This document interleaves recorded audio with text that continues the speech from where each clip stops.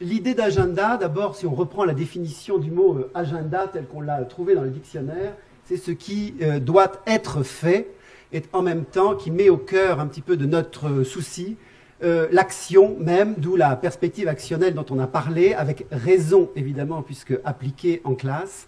et qui va focaliser justement sur l'ensemble des actions qui sont à faire, qui ont été faites ou que l'on est en train de faire. L'idée aussi d'agenda, c'est l'idée d'un livre-objet qui soit la propriété de l'apprenant, qu'il ait l'impression avec ce livre-là d'avoir un objet à lui, identifié à ses propres préoccupations ou à ses propres situations qu'il pourrait éventuellement vivre, si bien que cet objet personnel permet aussi, puisque tel que l'agenda le définit, pourra structurer à la fois le rythme de son apprentissage et à la fois des situations d'une vie réaliste, plausible, dans lequel il pourrait se projeter. Donc cette organisation du temps est essentielle dans le rythme que nous vous proposerons dans la méthode qui sera ensuite développée par mes deux co-auteurs successifs. Et la dernière partie, évidemment, pour garder cette idée d'agenda personnel, objet personnel,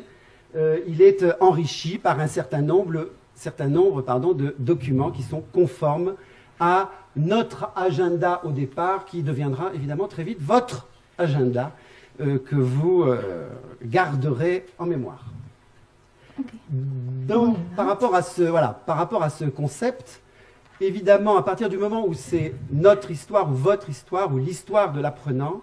il entre donc dans une histoire, et le point de départ est celui-ci, c'est qu'on considère, ou en tous les cas, on propose la situation suivante, c'est qu'en tant qu'apprenant, vous allez vous installer en France pour quelque temps, vivre en France, à Paris, et pour pouvoir évidemment s'intégrer un peu plus vite, nous allons nous inscrire au départ dans un cours de cuisine, ce qui va à cette occasion nous permettre de rencontrer des personnes diverses et variées, d'en faire de futurs amis,